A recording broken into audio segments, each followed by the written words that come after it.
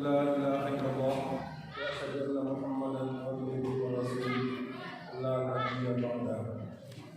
Pertama dan sekali mari kita mengucapkan syukur kepada Allah Subhanahu wa taala yang mana sampai saat ini kita masih diberikan limpahan iman, yang kesehatan dan juga diberikan kesempatan, dan alhamdulillah kita masih bisa melaksanakan sholat isya berjamaah dan insyaallah nanti akan kita lanjutkan dengan salat tarawih di masjid ini. Dan kemudian salam dan salam marilah kita menunjukkan untuk junjungan Nabi kita yang Nabi besar Muhammad sallallahu alaihi wasallam. Allahumma shalli ala Muhammad. Bapak-bapak, ibu-ibu, jamaah tarawih yang kami muliakan, alhamdulillah terimalah telah selesai untuk mendengarkan pesan-pesan sosial dari bulan Ramadan, dan alhamdulillah itu dulu masjid itu telah dibantu untuk biaya operasional masjid sebelum juga di Ramadan. Alhamdulillah sakit dulu mulai terbantu dulu. Namun dengan demikian masih banyak hal-hal yang harus dilakukan oleh pengurus masjid untuk kebaikan masjid ini, terutama untuk masalah kebersihan. Itu tidak hanya membayar lampu dan air, itu juga membutuhkan biaya-biaya lainnya untuk kebersihan itu, serta nanti walaupun nanti kita berharap untuk 2023 akan dibantu lebih oleh beberapa orang anggota dewan melalui wakil mereka, tapi namun demikian itu pada yang mungkin tidak 100%, kemungkinan itu masih menambah kalau itu membutuhkan sarana untuk beribadah yang lebih bagus. Jadi itu kami dari pengurus masjid masih berharap limpahan daripada jamaah untuk bisa membantu masjid itu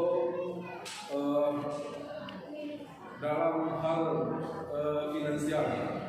Jadi itulah pesan yang disampaikan oleh pengurus tadi. Alhamdulillah sebentar itu dapat masuk surat dari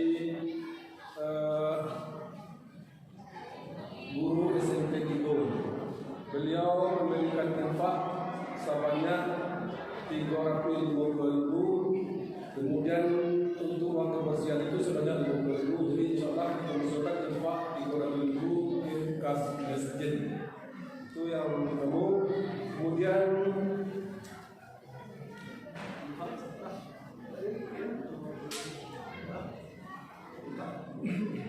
Kemudian infak juga dari hamba Allah sebanyak 150.000. Alhamdulillah, mudah-mudahan itu bisa kita berikan kepada yang semestinya, dan kita doakan kepada bapak-bapak, ibu-ibu yang telah membantu usaha itu, mudah-mudahan dilimpahkan rezekinya berlipat ganda oleh Allah Subhanahu wa taala. Amin ya rabbal alamin. Kami minta kepada anak-anak yang di luar, sementara apa-apa ibu di dalam melaksanakan ibadah, kami minta suaranya jangan sampai terdengar ke dalam masjid. Ya, kami minta. Jadi terima kasih. Itulah yang dapat kami sampaikan, dan sebagai khatib maaf sebagai penceramah kita malam itu, yakni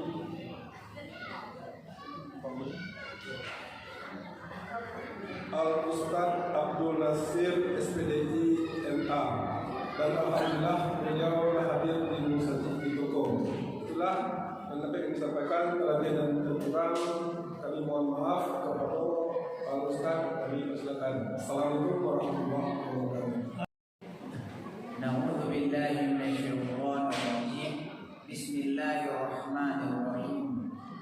Assalamualaikum warahmatullahi wabarakatuh.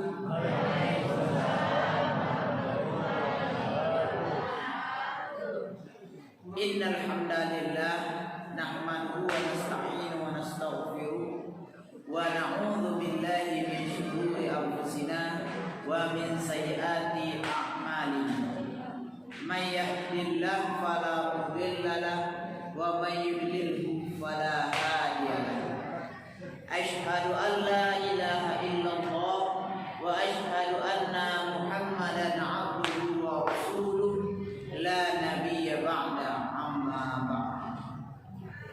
Yang sama-sama kita hormati angku-angku, minyak mama, alim ulama, cari pandai, bapak-bapak, ibu-ibu, saudara-saudara kaum muslimin dan muslimat yang dirahmati Allah. Pada malam hari ini kita bersyukur kepada Allah atas segala limpahan rahmat dan karunia-Nya yang tak terhingga diberikan kepada kita. Di antaranya kita masih diberikan kesehatan, kekuatan, kesempatan hadir bersama-sama di Masjid Baitur Rahman yang kita cintai. Dan juga nikmat yang sangat luar biasa diberikan kepada Allah. Kita masih diberikan umur yang panjang sehingga kita masih bisa menikmati bulan Ramadan di tahun ini. Dan juga Allah melimpahkan kita nikmat berupa iman dan takwa kepadanya. Kalau bukan karena ridho dan hidayahnya, iman dan ketakwaan yang diberikan oleh Allah, belum tentu kita sampai saat ini memiliki semangat untuk selalu bagaimana memperbaiki diri, membenahi diri dalam rangka menggapai ketakwaan kepada Allah. Salawat beriring salam, kita berdoa kepada Nabi, kepada Allah, semoga senantiasa disampaikan kepada Nabi kita Muhammad sallallahu alaihi wasallam. Beliau merupakan suri tauladan bagi kita yang mesti kita ikuti dan mesti kita contoh. Mudah-mudahan dengan seringnya kita bersalawat, kita menjadi bagian dari orang-orang yang diberikan syafaat di akhirat nanti. Amin amin ya rabbal alamin. Bapak, ibu-ibu, saudara-saudara kaum muslimin dan muslimat yang dirahmati Allah. Pada malam hari ini kita awali dengan sebuah kisah yang pernah terjadi pada zaman Bani Israel. Jadi pada setiap zaman itu tuh diutus para nabi dan rasul. Jadi setelah diutus nabi dan rasul, sehingga meninggalkan generasi-generasi yang soleh. Pada salah satu zaman ada seorang yang sangat soleh bernama Syekh Barsisah. Orang ini terkenal di negerinya ini sangatlah soleh, sangat alim. Kalau terbayang bagi orang, rasa-rasanya tidak ada yang mampu menandingi ketaatannya dalam beribadah kepada Allah. Namun suatu ketika Syekh Barsisah ini terdengar sampai ke telinganya dapat kabar, sebuah kabar yang menyatakan ada orang yang lebih taat daripadanya, yang lebih soleh daripada dia. Sehingga Syekh Barsisah ini merasa heran, siapalah gerangan kira-kira yang lebih soleh daripada saya, yang lebih taat pada saya? Seperti apa ibadah yang dia lakukan? Bagaimana ketaatannya kepada Allah sehingga bisa dikatakan orang ketaatannya melebihi ketaatan saya kepada Allah? Akhirnya ditelusuri oleh Syekh Barsisah, mana yang orang yang soleh kata orang, ya dikatakan yang lebih soleh daripada dia. Sampai dia bertemu, nyonya dia orang itu rupanya lebih taat pada dia. Ibadahnya dahsyat, khusyuk luar biasa. Tak terbayang ini orang. Salam rupanya menyangkut hanya yang paling taat di situ, yang paling rajin beribadah. Rupanya ada orang lebih khusyuk beribadah pada dia. Sehingga dia tanya kepada orang itu tadi, wahai bapak, saya lihat tadi ibadah bapak itu luar biasa khusyuk. Apa rahasianya, kuncinya bapak bisa begitu taat kepada Allah, begitu benar-benar sungguh-sungguh? Rasanya belum tertandingi oleh saya. Bagaimana ketaatan bapak, kekhusyukan bapak dalam beribadah? Dijelaskanlah oleh orang tadi, sebenarnya saya dulu adalah seorang pendosa, banyak berbuat dosa, banyak dosa-dosa besar yang telah saya lakukan. Karena saya tidak mampu melupakan dosa-dosa yang telah saya perbuat, sehingga saya beribadah sedemikian rupa seperti yang engkau lihat, dengan harapan dosa-dosa saya bisa diampuni oleh Allah. Jadi sebenarnya yang orang yang soleh tadi yang didatangi oleh Syekh Barsisah pun, Syekh Barsisah tidak mengetahui sebenarnya orang soleh ini adalah iblis yang sedang menjelma menjadi manusia. Iblis yang sedang menjelma manusia, menjelma menjadi manusia. Jadi di situ perhatian apa langkah strategi yang dilakukan oleh iblis untuk menjerumuskan manusia, orang yang soleh. Kalau syaitan itu tahapannya baru menghalang-halangi orang untuk taat kepada Allah. Kalau iblis bagaimana berupaya orang yang lah taat, orang yang lah soleh nyojurumuskan jadi orang yang tersesat. Nah, itu yang bahaya tahapan iblis itu lebih tinggi loh levelnya. Bagaimana orang lah elok, orang lah banang, lah luwi, bagaimana yang kencongan orang oleh iblis. Jadi terbayang oleh Syekh Barsisah tadi, yuyu ya, kalau awak pernah bawa dosa, awak bertaubat, bisa lebih taat pada itu. Karena motivasinya untuk melupakan bahas supaya dosa-dosaku diampuni oleh Allah. Sehingga singkat cerita, Syekh Barsisah punya cubalah mengerajuan perbuatan maksiat. Pasnya berbuat maksiat, tertangkaplah pada masa itu. Jadi sebenarnya jauh sebelum masuk Nabi Muhammad itu, sebelum umat Nabi Muhammad itu, dari masa lalu orang berbuat maksiat itu tetap ada hukumannya, ada eksekusinya sebenarnya. Jadi Syekh Barsisah ditangkap, terciduk melakukan sebuah tindak kemaksiatan, sehingga Syekh Barsisah diikat di tiang salib. Sistemnya kalau diikat di tiang salib itu diikat sampai meninggal. Sistemnya. Kalau dikaji sebenarnya umat-umat terdahulu itu lah ada lambare hukuman kalau orang berbuat maksiat. Apa Syekh Barsisah pula dalam keadaan terikat tadi, datanglah iblis itu aja. Dihampiri oleh iblis. Syekh Barsisah, wahai bapak, saya dengar cerita bapak yang seperti bapak jelaskan kemarin, terbayang oleh saya. Sehingga saya lakukanlah perbuatan maksiat dengan niat bisa bertaubat kepada Allah. Iblis boleh. Saya bisa menyelamatkanmu, membantu kamu, melepaskanmu.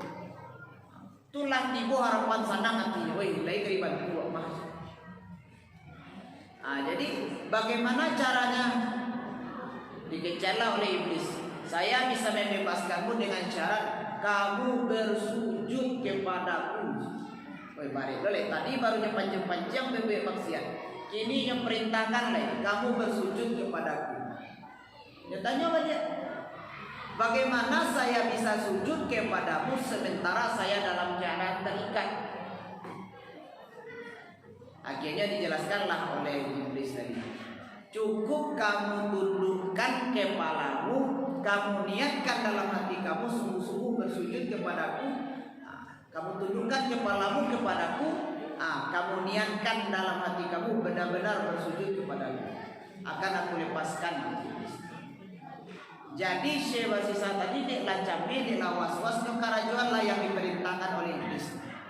Ketika yang sedang menundukkan kepalanya kepada iblis dengan niat bersujud sebagai berkat sujud kepada iblis tadi, tiba-tiba seketika itu jualah malaikat Israel datang mencabut nyawa.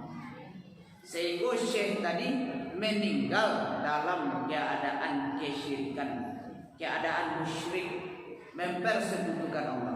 Kenapa? Kata kuncinya tadi niatkan dalam hatinya bersujud kepada iblis tadi. Nauzubillah, nauzubillah. Bayangkan bagaimana orang yang bisa soleh, yang begitu taat saja bisa dijerumuskan oleh iblis.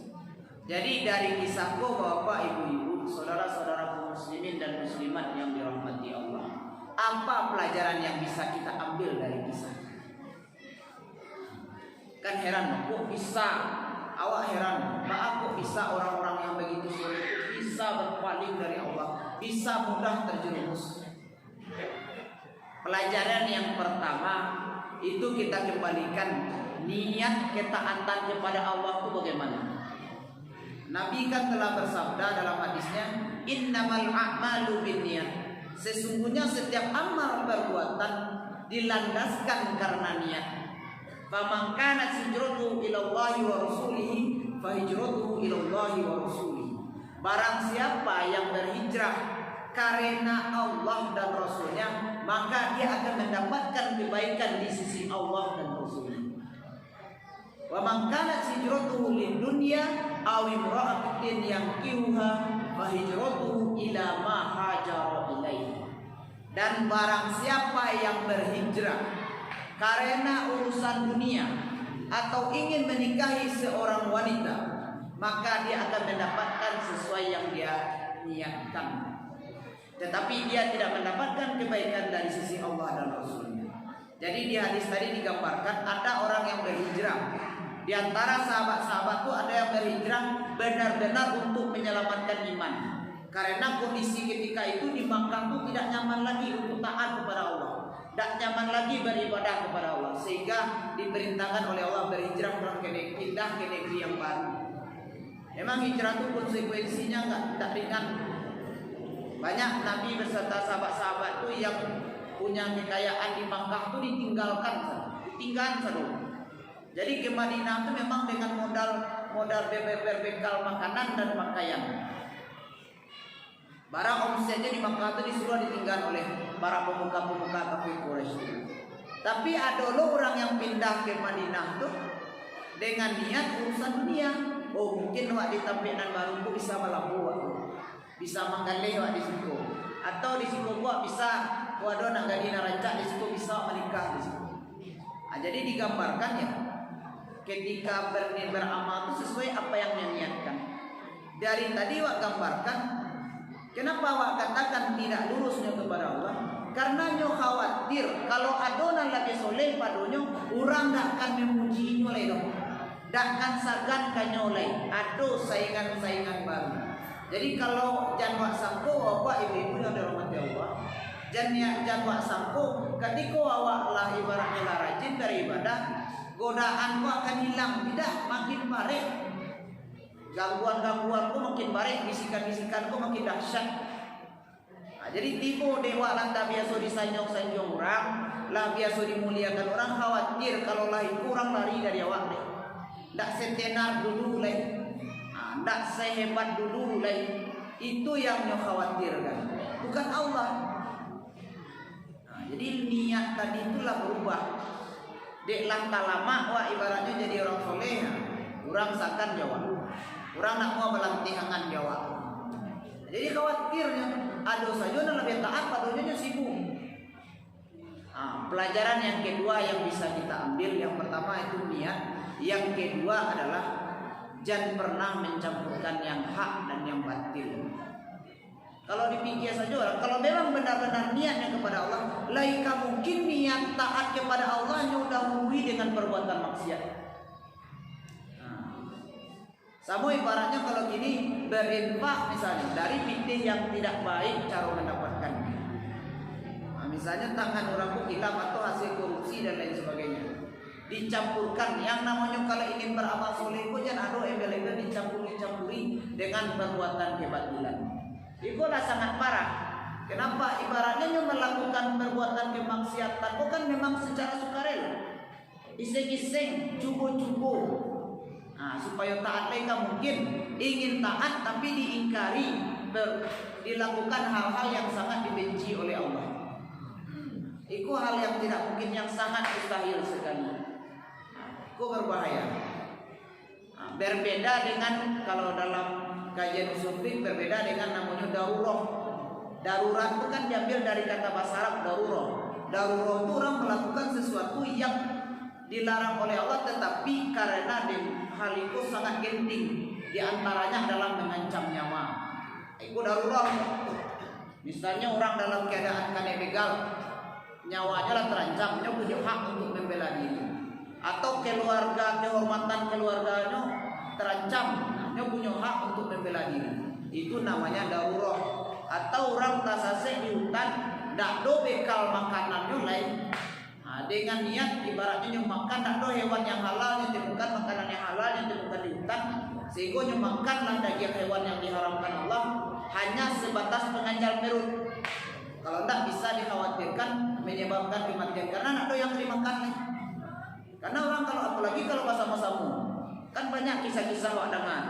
Kalau kasase itu yang lebih parahnya sampai kanibalisme itu pernah terjadi. Ku orang kasase di pulau kan, itu namanya darurat daripada yang lain. Itu pun hanya sebatas penganjal perut, bukan untuk ibaratnya bukan untuk dikonsumsi dinikmati, tidak. Itu darurat. Sementara yang kisah yang wak gambarkan tadi kan tidak ada unsur daruratnya di situ. Tidak ada unsur daruratnya dong. Secara suku-sukunya. Jadi kok berbeda dua hal yang sangat berbeda. Kalau darurat mungkin segala sesuatu itu dimaklumi Allah karena itu darurat mengancam nyawa. Kemudian yang pelajaran yang ketiga yang bisa kita ambil, itulah mahal hidayah Allah. Bahkan seorang manusia pun tidak bisa menakar hidayah Allah. Wah, ambil gambaran tadi kan seolah-olah nyetakar hidayah Allah. Kalau nyobai berbuat maksiat, adikku nyobai lo taubat lagi. Jadinya sebagai manusia lah berani mengukur hidayah Allah. Hidayah Allah pun letak kamu lihat. Ngamu kerajaan berbuat maksiat, adikku taubat beliau. Tiba-tiba yang terjadi malah tertangkapnya berbuat maksiat. Nak sampai lari dari situ. Makanya sebenarnya ketika berdoa kepada Allah itu jangan hanya awak selalu sibuk berdoa ketika awak susah, ketika awak payah, awak terbebas dari kesusahan. Ya Allah, aku payah mencari rezeki, mudahkanlah rezeki ambu. Ya Allah, aku selama aku sakit-sakitan, sehatkanlah ambu. Tapi ada nikmat yang lebih besar daripada hal-hal dunia itu. Yang lebih besar adalah hidayah Allah lah yang paling mahal. Para banyak orang yang dulu-dulunya soleh itu baru salah satu kisah. Banyak kalau dikaji sebenarnya Bapak Ibu, saudara-saudara kaum muslimin yang dirahmati Allah, banyak sebenarnya kisah-kisah orang yang begitu soleh bisa berpaling. Sahabat Nabi saja ada, itu mungkin kalau dikaji sebenarnya dibuka itu banyak viral kisah-kisahnya. Sahabat Nabi yang hafiz Quran 30 juz, berakhir akhir hayatnya jadi seorang muqtadir, ada yang seperti itu. Balik sebenarnya landasan seperti tadi. Bagaimana apakah hanya taat kepada Allah itu benar-benar lurus atau tidak? Jadi hidayah Allah itu mahal. Makanya ketika mukadimah tadi yang sampaikan ya, kalau bukan ridho karena ridho dan hidayah Allah, alukan dua punya semangat untuk taat kepada Allah. Sebenarnya beruntung Bapak Ibu yang dirahmati Allah. Allah ketu hati wa, dikuatkan hati wa untuk taat kepada Allah itu luar biasa. Jadi wa tak bisa menakar-nakar hidayah Allah itu. Luar biasa sebenarnya nikmat yang diberikan oleh Allah. Banyak orang-orang yang begitu dulunya taat berpaling kepada Allah. Dan tak sakit lo orang-orang yang dulunya terjerumus di dunia yang kelam, banyak berbuat kesalahan kekhilafan, nyo bertaubat kepada Allah, sehingga dia bisa hari kemudian dia bisa lebih baik. Masing-masing perjalanan manusia kok berbeda-beda. Kalau istilah ini perjalanan spiritual, perjalanan seseorang mendapatkan ridho dan hidayah Allah itu berbeda-beda. Jadi wak sebagai manusia tidak bisa wak tangkap. Sehingga yang wak lakukan apa? Cukup wak jalani proses yang diberikan oleh Allah. Kadang bisa saja Allah itu berikan awak kesusahan, bisa saja Allah itu menghitung awak supaya awak kembali kepada Allah. Jadi ibaratnya ditakar-takar leh. Si anu itu lasu anda taatnya kepada Allah. Tapi hidupnya senang juga dan pernah wah ibaratnya berprasangka kepada Allah. Jadi hidayah Allah itulah saking mahalnya. Jadi nang wak doakan berdoa kepada Allah itu wak minta. Makanya dalam surat Al-Fatihah setiap sholat masabi ihdinas siratal mustaqim. Ya Allah tunjukilah kami jalan yang lurus. Itu yang wak minta, yang paling mahal wak minta kepada Allah. Hidayah Allah. Jangan sampai wak terjerumus, jangan sampai berpaling. Jadi sehingga menjadi orang istiqomah sampai akhir hayat dijaga oleh Allah. Sampai akhir hayat, sampai menyembuskan nafas terakhir. Itu yang wak minta kepada Allah. Kalau Allah benar-benar wak luruskan niat, wak minta kepada Allah dan berhati-hati, insya Allah Allah bimbing wak, digerakkan hati wak oleh Allah. Dengan kata kunci sebenarnya niatmu terlebih dahulu. Jangan sampai wak beribadah kepada Allah kok ada tujuan-tujuan lainnya. Makanya yang hal namanya seperti ria, sum'ah itu kan menjerumuskan kepada ciri-ciri kecil. Kenapa bisa dikatakan perbuatan ciri kecil? Karena tidak niatnya lampir kencong, tidak lurus lagi kepada Allah. Jadi wak beribadah kepada Allah koyo yang menjadi kata kuncinya dari kisah-kisah tadi yang 3 poin tadi. Yang pertama wak lurus, niat wak betul-betul karena Allah. Jangan ada keinginan unsur-unsur dunia. Meskipun ada keutamaan-keutamaannya kalau rajin beribadah Allah lapangkan rezeki. Dan rezekiku menjadi patokan utama. Karena rezekiku artinya lawe. Tidak selalu bisa artikan yang binti. Diagia oleh Allah kesehatan itu rasa kiyo namanya. Diagia oleh Allah anak soleh dan soleha. Patuahnya saulahnya itu rasa kiyo namanya. Dimudahkan wak dalam segala urusan itu rasa kiyo namanya. Jadi tidak bisa wak takar. Apapun yang wak lakukan amal ibadah, amal soleh, tujuan wak hanya semata-mata karena Allah. Tidak bisa wak takar. Ada wak takar yang lain. Jangan ada kepentingan selain kepada Allah. Yang kedua kesimpulannya, jangan pernah mencampurkan yang hak dan batil. Kalau wak ingin benar-benar taat kepada Allah, ingin mendapatkan ridha Allah, benar-benar wak lakukan sampai amal soleh itu bercampur dengan hal-hal yang dibenci oleh Allah. Kemudian yang terakhir, hidayah Allah itu sangatlah mahal. Tapi kalau tak bau sawo menggapainya, tak bersungguh-sungguh menggapainya, lalu tentu mendapatkannya. Di antara usaha yang lakukan apa? Yang pertama itu memang berdoa kepada Allah, itu yang menjadi tujuan utama dari doa. Mendapatkan hidayah Allah dulu, petunjuk Allah dulu, minta dididik oleh Allah, minta arahan oleh Allah.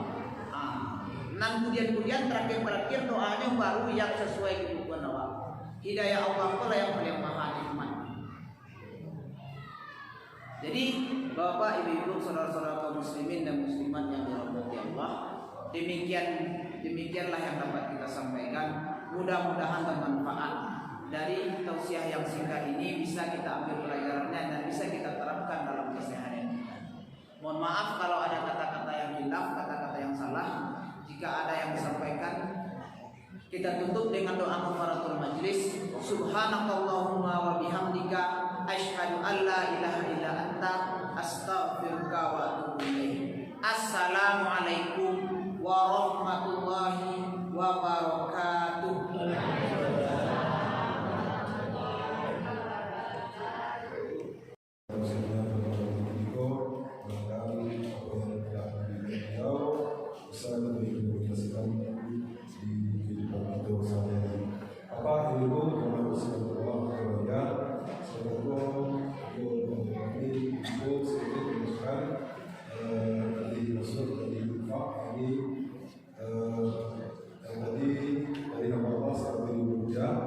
Kemudian dari kemudian kedua sebanyak 150 rupiah sebanyak. Dan kemudian sedangkan kemudian kepada Niko anak yatim sebanyak 30 rupiah dan infak sebanyak 30.000 rupiah. Itulah, terima kasih banyak dari pengurus masjid untuk ketua bersama. Mudah-mudahan